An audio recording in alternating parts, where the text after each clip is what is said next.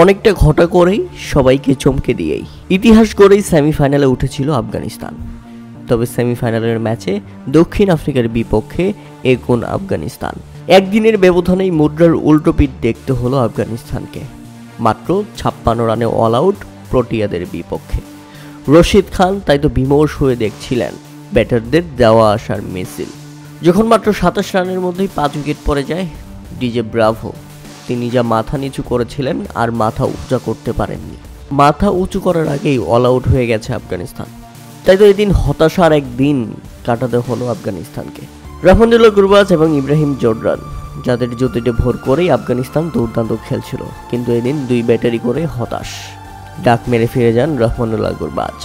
সর্বোচ্চ রান সংগ্রাহক আজমতুল্লাহ ওমর জাই 10 রান করে ফিরলে তখন 28 রানের মধ্যেই 6 উইকেট হারায় আফগানিস্তান।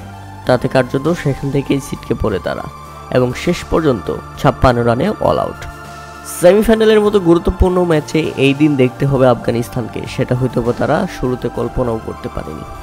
তবে বাস্তবতা যে এতটাই কঠিন তারা এখন প্রমাণ পেয়েছে। এখন অনেকটা হাসি পাচ্ছে, কেননা আমরা সবাই বলাবলি করছিলাম আফগানিস্তান সেমিফাইনাল ডিজার্ভ করে, তাই বাংলাদেশের হেরে যাওয়া উচিত ছিল।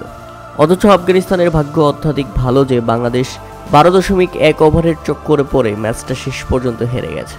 বাস্তবতা তো এই যে 12.1 ওভারে 116 রান এমন পিচে কেউই করতে পারত না। এত অবাস্তব ইকুয়েশন না থাকলে বাংলাদেশ ইজি জিতত এবং অস্ট্রেলিয়া সেমিতে খেলতো। তাতে অস্ট্রেলিয়ার সঙ্গে দক্ষিণ আফ্রিকার হাড্ডাহাড্ডি একটা ফাইট হতো। তাই আমার মনে হচ্ছে এখন দক্ষিণ আফ্রিকার উচিত বাংলাদেশকে ধন্যবাদ দেওয়া। বাংলাদেশের কারণেই তারা এত সহজ অপোনেন্ট পাইছে এবং খুব ইজিলি সবার আগে ফাইনালের টিকিটও পেয়েছে তারা। কেননা দক্ষিণ আফ্রিকার শুরুটাও খারাপ হলেও শেষ পর্যন্ত 9 উইকেটের বিশাল ব্যবধানে জিতে গেছে দক্ষিণ আফ্রিকা। 8.5 ওভারের মধ্যেই, অর্থাৎ 9 ওভারের মধ্যেই দলকে জিতিয়ে মাঠ ছেড়েছেন রেজা হেন্ড্রিক্স এবং এইডেন মাকরাম। তাদের স্বপ্নের শিরোপা পেতে স্বপ্নের ফাইনালে দক্ষিণ আফ্রিকা।